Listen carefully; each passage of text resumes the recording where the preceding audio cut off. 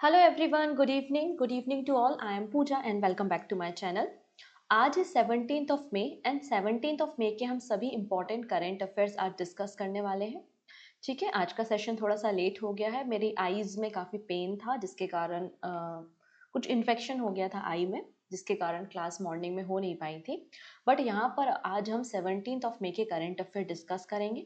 सबसे पहले बात करेंगे कि आज हम कौन कौन से इम्पॉर्टेंट डे सेलिब्रेट करते हैं, वो हम देखेंगे। इंडिया और यूरोपियन यूनियन ने मिलकर दो नए रिसर्च प्रोजेक्ट स्टार्ट किए हैं। उन दोनों रिसर्च प्रोजेक्ट पे हम बात करने वाले हैं। इसके अलावा हमारे देश को एक और नया ग्रैंड मास्टर देखने को मिलेगा। तो चेस के नए ग्रैंड मास्टर के बारे में हम बात करेंगे। एंड आज हमें बात करनी है DY चंद्रचूड़ के बारे में, जो कि farmer CJI chief justice of India रह चुके हैं। मतलब काफी कुछ डिस्कस करना है। एंड वीडियो के एंड में हम यहाँ पे लास्ट डे, मतलब 16th ऑफ मई को हमने जो भी सीखा था, जो भी करंट अफेयर्स पढ़े थे, वो आपको वन लाइनर के फॉर्मेट में देखने को मिलेंगे, जिससे रिवीजन करने में आपको आसानी हो जाए। ठीक है, स्टार्ट कर लेते हैं आज के सेशन को। तो आज 17th ऑफ मई को हम सेलिब्रेट करते हैं वर्ल्ड टेली कम्युनिकेशन डे। सभी लोग मोबाइल फोन का इस्तेमाल करते हैं, लैंडलाइन का भी इस्तेमाल किया होगा। टेलीकम्युनिकेशन सभी लोग करते हैं, और इसके लिए आपने देखा होगा कि फ्रीक्वेंसी बैंड का अलॉटमेंट किया जाता है कि आपका जो मोबाइल कम्युनिकेशन है वो किस बैंड में होगा, जिसके लिए स्पेक्ट्रम वगैरह बेचे जाते हैं, स्पेक्ट्रम का ऑक्शन किया जाता है। और ये सारा काम हमारे देश में ट्राई करती है।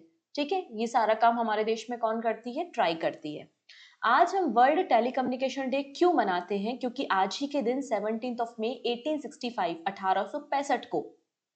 1865 को इंटरनेशनल टेलीकम्युनिकेशन यूनियन का फॉर्मेशन हुआ था। और इस साल 160th नंबर की एनिवर्सरी है इंटरनेशनल टेलीकम्युनिकेशन यूनियन की। नौ बात करते हैं अबाउट द थीम। तो थीम है why gender equality in digital transformation matters. ये आपको थीम देखने को मिल जाएगी। अब यहाँ पे जितना हम फोन पे बात करते हैं आजकल, जितना ज्यादा चीजें आसान हो गई हैं, कम्युनिकेशन आसान हो गया है, उतना ही ज्यादा लोगों में हाइपर टेंशन भी बढ़ने लगा है। टेंशन बहुत ज्यादा लेने लगे, स्ट्रेस लेने लगे हैं। आजकल तो छोटे छोटे बच्चे डिप्रेशन में चले जाते हैं, जिनको स्पेलिंग लिखना भी नहीं आता डिप्रेशन की, और वो डिप्रेशन में चले जाते हैं, राइट। तो आज यहाँ पर आप देख रहे हैं कि वर्ल्ड हाइपर टेंशन डे भी मनाया जाता है 17th ऑफ मई को। इसकी थीम है major your blood pressure accurately, control it, live longer. ये आपको थीम देखने को मिल जाएगी। तो आज हम दो इंपॉर्टेंट डे मना रहे हैं, world telecommunication day and world hypertension day. ठीक, चलिए नेक्स्ट बात करेंगे तमिलनाडु के। आप सभी को पता होना चाहिए कि चेन्नई को हम चेस कैपिटल, इंडिया की चेस कैपिटल भी कहते हैं। आपको जो मैक्सिमम ग्रैंड मास्टर्स देखने को मिलते हैं वो तमिलनाडु स्टेट से देखने को मिलते हैं। तो हमारे देश को जो 86 नंबर के चेस ग्रैंड मास्टर मिले हैं वो भी तमिलनाडु से ही बिलोंग करते हैं। इनका नाम है LR श्रीहरि। तो तमिलनाडु के LR श्रीहरि ये 86 नंबर के इंडियन चेस ग्रैंड मास्टर बन गए हैं। रिसेंटली इन्होंने Asian individual men's chess championship में पार्टिसिपेट किया था, जहां पर इनकी जो ELO रेटिंग होती है वो जब 2500 से ऊपर चली जाती है, उसके बाद यहाँ पे चेस ग्रैंड मास्टर बनते हैं। तो 86 नंबर के इंडियन चेस ग्रैंड मास्टर कौन बने हैं? तमिलनाडु के LR श्रीहरि। अगर 85th नंबर के चेस मास्टर के बारे में बात करें तो 85th नंबर के चेस ग्रैंड मास्टर आपको P श्याम निखिल देखने को मिलेंगे, जो कि तमिलनाडु से थे। नाउ बात करते हैं हमारे देश के पहले ग्रैंड मास्टर विश्वनाथन आनंद थे इन 1988।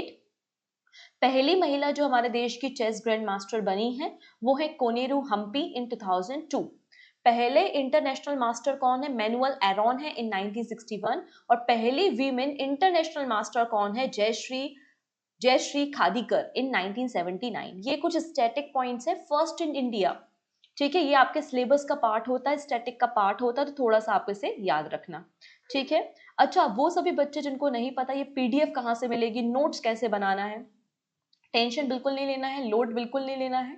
डिस्क्रिप्शन पे जाओ, टेलीग्राम की लिंक अवेलेबल है। टेलीग्राम पे जाके आप डेली करंट अफेयर्स की PDF को डाउनलोड कर सकते हैं और नोट्स भी बना सकते हैं। तो ये सारी बातें आपको PDF में मिल जाएंगी। इसके अलावा अगर आप लोग अप्रैल मंथ की मैगजीन लेना चाहते हैं तो ये भी पूजा जैन क्लासेस एप्लीकेशन पे अवेलेबल है। एक बार आप एप्लीकेशन को जरूर विजिट करना, क्योंकि उसमें टेस्ट सीरीज, PYQs, अलग अलग PDF, अलग अलग मंथ की मैगजीन्स, MCQs और कई सारे पीडीएफ्स आपको बंडल देखने को मिल जाएगा, तो जो आपको आने वाले एग्जाम में डेफिनेटली हेल्पफुल रहेगा।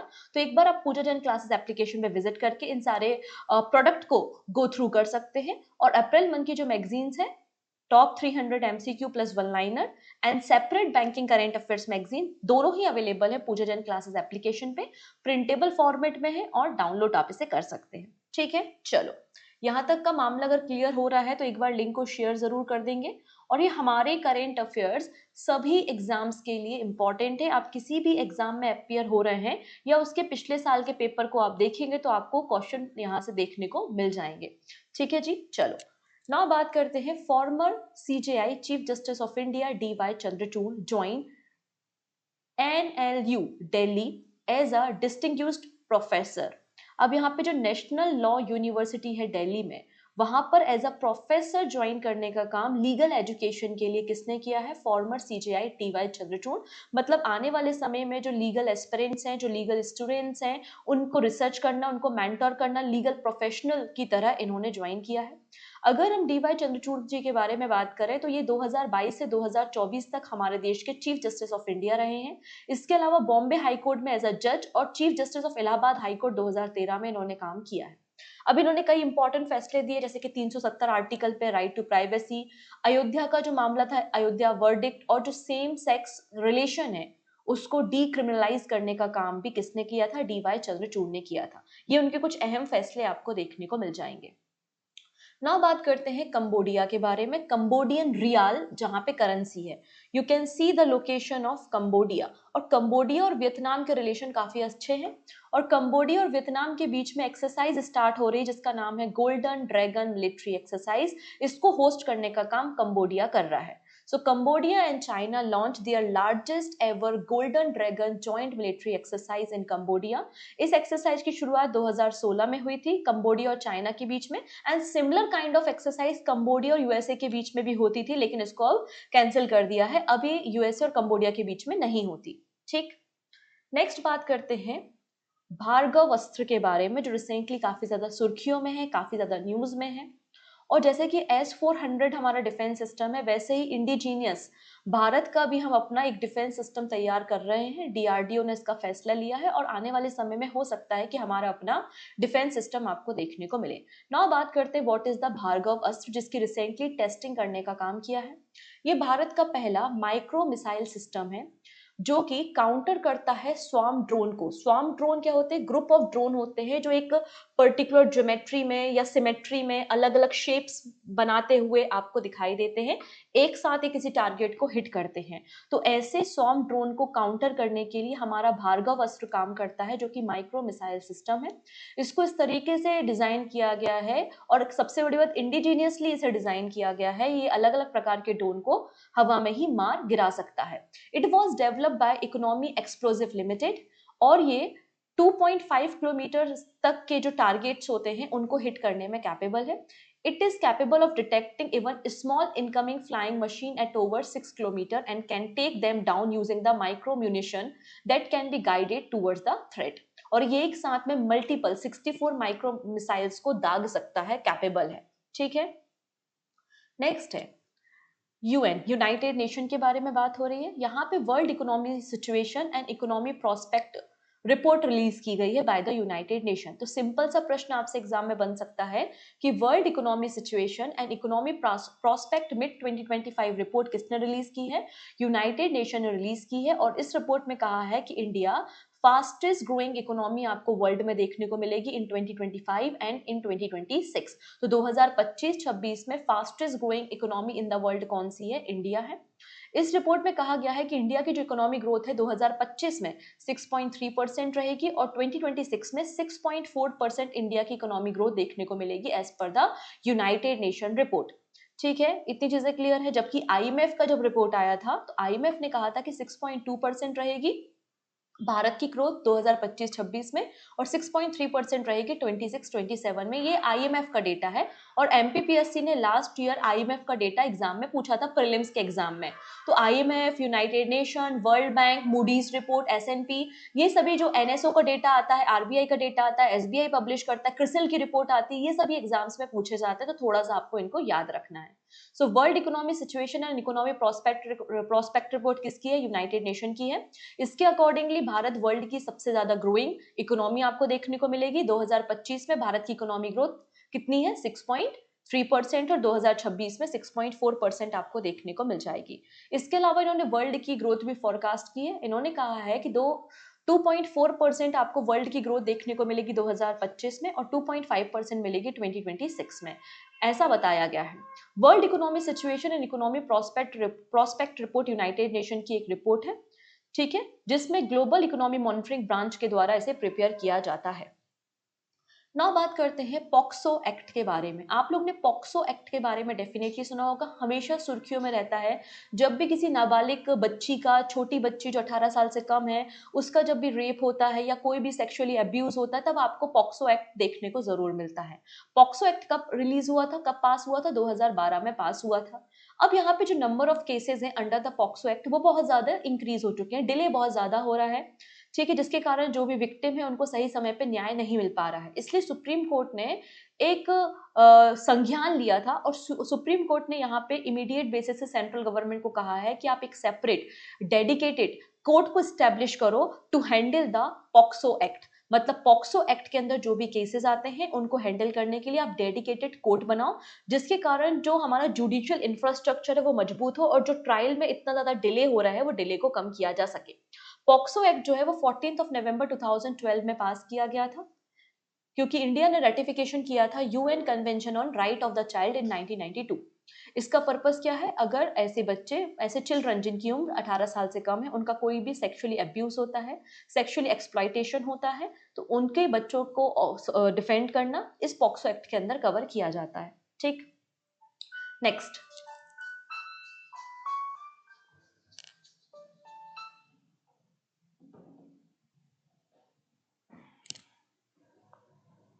नेक्स्ट है WHO declare outbreak of wild polio virus in Papua New Guinea. अब यहाँ पे देखो, WHO ने कहा है कि पापुआ न्यू गिनी में यहाँ पे वाइल्ड पोलियो वायरस आउटब्रेक आपको देखने को मिल रहा है। मतलब 2018 में लास्ट टाइम पोलियो के केसेस देखे गए थे पापुआ न्यू गिनी में, लेकिन वापस से कुछ बच्चों में, पापुआ न्यू गिनी के कुछ बच्चों में वाइल्ड पोलियो वायरस देखा गया है। अब WHO को डर है कहीं ये जो वाइल्ड पोलियो वायरस है वो अलग अलग देशों तक ना फैल जाए, इसलिए एडवाइजरी इशू करने का काम WHO वर्ल्ड हेल्थ ऑर्गेनाइजेशन ने किया है। अगर हम WHO के बारे में बात करें तो वर्ल्ड हेल्थ ऑर्गेनाइजेशन ने 1988 में 1988 में एक प्रोग्राम की शुरुआत की थी, जिसका पर्पस था पूरे वर्ल्ड से पोलियो को एलिमिनेट करना, खत्म करना। अगर हम बात करें पोलियो के बारे में, तो पोलियो एक वायरस के कारण होने वाली बीमारी है। जनरली जो बच्चे जिनकी उम्र 5 साल से कम होती है उनमें ये बीमारी देखने को मिलती है और बच्चों के नर्वस सिस्टम को इफेक्ट करती है और पैरालिसिस की समस्या भी हो सकती है। ठीक है, अगर कोई बच्चा है जो पोलियो वायरस से इफेक्टेड है और उसके संपर्क में अगर दूसरे बच्चे आते हैं, फूड वगैरह शेयर करते हैं, तो दूसरे बच्चों में भी वायरस फैलने का खतरा बढ़ जाता है। ये जो वायरस है ये मल्टीप्लाई होता है हमारे इंटेस्टाइन में, ह्यूमन बॉडी में। अमेरिका के जॉन्स सॉल्क ने पहली बार वैक्सीन डेवलप किया था पोलियो का 1952 में, और पहला जो ओरल पोलियो वैक्सीन डेवलप किया गया है वो अमेरिका के एल्बर्ट सेबिन ने किया है। ठीक है, इस बात को आपको याद रखना है। पापुआ न्यू गिनी आपको कहाँ पर मिलेगा? पैसिफिक ओशियन में आपको एक छोटा सा आइलैंड नेशन देखने को मिल जाएगा जो कि साउथ वेस्ट पैसिफिक ओशियन में है। इनका जो मेजर सोर्स है, मतलब जिनका फॉरेन एक्सचेंज है, वो गोल्ड और कॉपर में होता है। इसकी कैपिटल आप देख सकते हैं पोर्ट मोर्सबे आपको देखने को मिल जाएगी। करेंसी यहाँ पे कीना करेंसी आपको पापुआ न्यू गिनी में देखने को मिलेगी। नेक्स्ट, याद कीजिए हम लोग ने कई बार करेंट अफेयर्स में डिस्कशन किया है अबाउट द एथेनॉल ब्लेंडिंग। मतलब हम पेट्रोल में क्या करना चाहते हैं? एथेनॉल की ब्लेंडिंग करना चाहते हैं। ठीक है, तो हमारा टारगेट है कि हमें 20% तक एथेनॉल ब्लेंडिंग करनी है अपने पेट्रोलियम प्रोडक्ट में 2025-26 तक। अगर हमें 20% एथेनॉल की ब्लेंडिंग करनी है तो हमारे देश में एथेनॉल का प्रोडक्शन भी हमें बढ़ाना पड़ेगा, और एथेनॉल के प्रोडक्शन को बढ़ाने के लिए गवर्नमेंट ऑफ इंडिया ने 2.8 मिलियन टन क्या दिया है? राइस दिया है फॉर एथेनॉल प्रोडक्शन।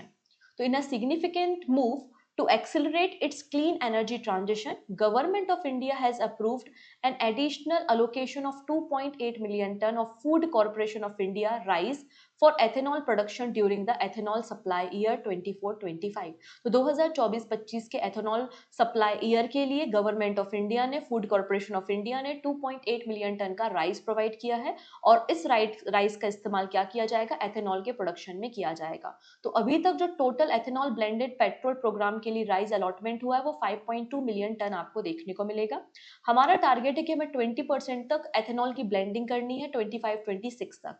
और ethanol conversion rate from rice से कितना परसेंटेज हम एथेनॉल बना रहे हैं, तो 470 लीटर पर टन आपको एथेनॉल देखने को मिलेगा। अब यहाँ पे एक प्रोग्राम के बारे में बात हुई है, देखिए यहाँ पे लिखा है आपका एथेनॉल ब्लेंडेड पेट्रोल प्रोग्राम। ये जो प्रोग्राम है इसका पर्पस है हमें जो फॉसिल फ्यूल को हम इंपोर्ट करते हैं, हमारी जो डिपेंडेंस है उसको रिड्यूस करना है, कार्बन एमिशन को रिड्यूस करना है। कैसे रिड्यूस करेंगे, एथेनॉल की ब्लेंडिंग करके पेट्रोल में, क्लीनर एनर्जी का एक ऑल्टरनेटिव हमें तैयार करना है और यहाँ पे जो फार्मर एथेनॉल को प्रोड्यूस करते हैं उनको भी फेयर प्राइस प्रोवाइड करना है। एथेनॉल ब्लेंडेड पेट्रोल प्रोग्राम की शुरुआत 2025-26 में मिनिस्ट्री ऑफ पेट्रोलियम और नेचुरल गैस ने की थी। मैं साथ ही साथ स्टैटिक भी बताते जाती हूँ जिससे आपकी चीजें और भी अच्छी होती चली जाए, ठीक है। नेक्स्ट है India's first hydrogen power mining truck launch by Adani in Chhattisgarh. तो अडानी इंटरप्राइजेज ने भारत का पहला हाइड्रोजन पावर माइनिंग ट्रक को लॉन्च किया है रायपुर में, ठीक है। Adani enterprises deploy India first hydrogen power truck for mining logistic in Chhattisgarh, जो कि 40 टन तक माइंस के जो प्रोडक्ट है, चाहे वो कोयला है या अदर कोई प्रोडक्ट है, तो 40 टन तक प्रोडक्ट को कैरी करने में कैपेबल है ओवर द 200 किलोमीटर्स। इसमें स्मार्ट टेक्नोलॉजी का इस्तेमाल किया है और ट्रिपल हाइड्रोजन टैंक भी आपको देखने को मिलेंगे। यहाँ पर टारगेट ये है कि धीरे धीरे हमें जो डीजल व्हीकल्स हैं उनको रिप्लेस करना है हाइड्रोजन पावर ट्रक से। छत्तीसगढ़ के चीफ मिनिस्टर विष्णुदेव साय ने फ्लैग ऑफ किया है रायपुर में पहला अडानी ग्रुप का हाइड्रोजन पावर माइनिंग ट्रक, ठीक। नेक्स्ट है centralised information management system CIMS portal. ये पोर्टल किसने बनाया है, ये portal RBI reserve bank of India का पोर्टल देखने को मिल जाएगा।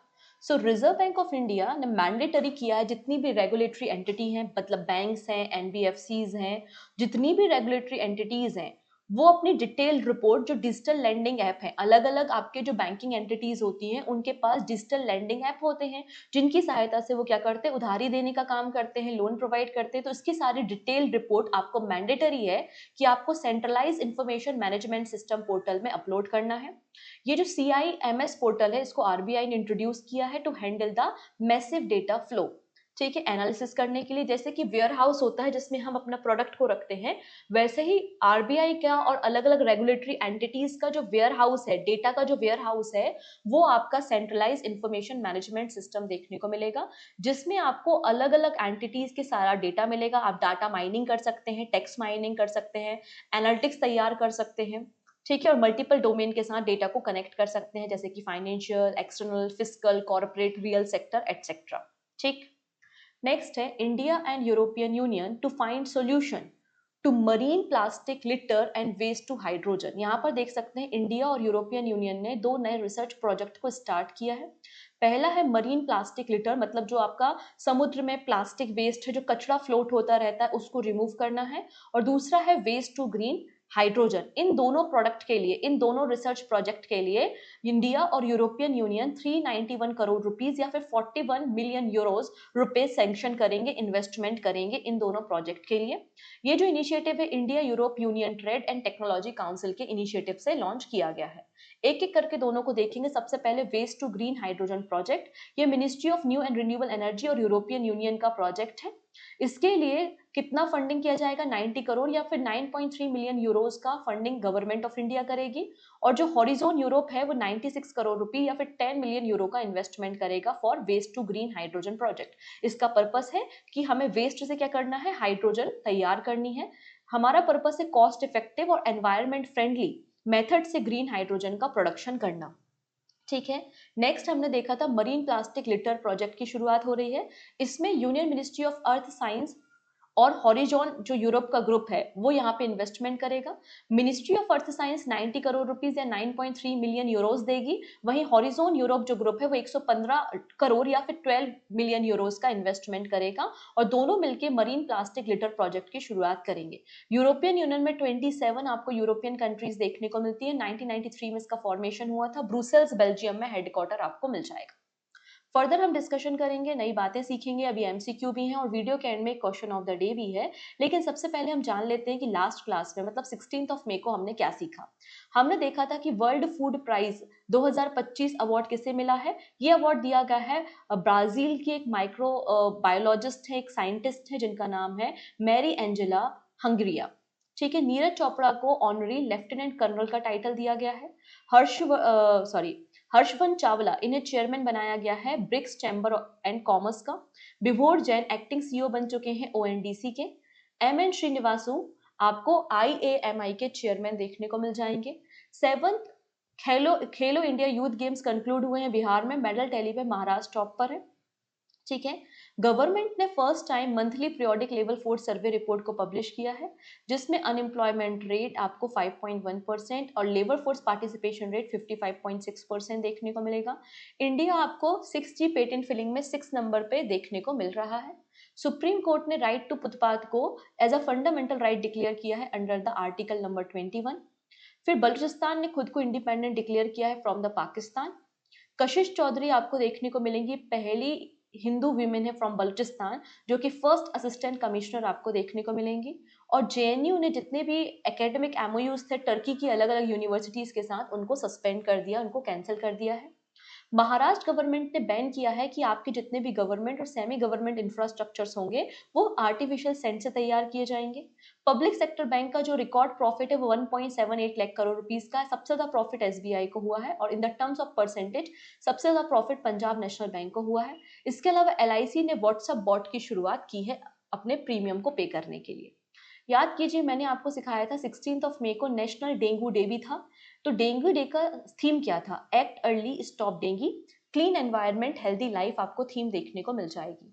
2025 का वर्ल्ड फूड प्राइज किसे मिला है? अभी हमने थोड़ी देर पहले देखा था। इनका नाम है Mary Angela Hungria. What notable global position has India achieved in the 6G patent filing? तो आंसर हो जाएगा 6वें नंबर पे इंडिया आपको देखने को मिल जाएगा। Through a campaign launched in the February 2024, which city has become India's first beggar-free city? तो भिखारी एक भी नहीं है, एक भी बैगर नहीं है। इंडिया की पहली बैगर फ्री सिटी आपको कौन सी देखने को मिलेगी? इंदौर देखने को मिल जाएगी। ऑप्शन नंबर डी बिल्कुल करेक्ट है। And this is your question of the day. Ministry of statistics and the program implementation ने first monthly bulletin of revamped periodic level force survey report April 2025 को रिलीज किया है। Which की employment indicator does this report highlight? कौन कौन से important indicators इसमें देखने को मिलेंगे? मैंने आपको 3 इंपॉर्टेंट इंडिकेटर्स बताए थे, आपको बस उन्हें आइडेंटिफाई करना और आपका जो भी आंसर होता है आप हमें कमेंट सेक्शन में बता सकते हैं। सो आज के लिए इतना ही, बाकी सारी बातें आने वाली वीडियो में हम डिस्कस करेंगे। सो मिलते हैं नेक्स्ट वीडियो में। Thank you so much, take care and bye bye.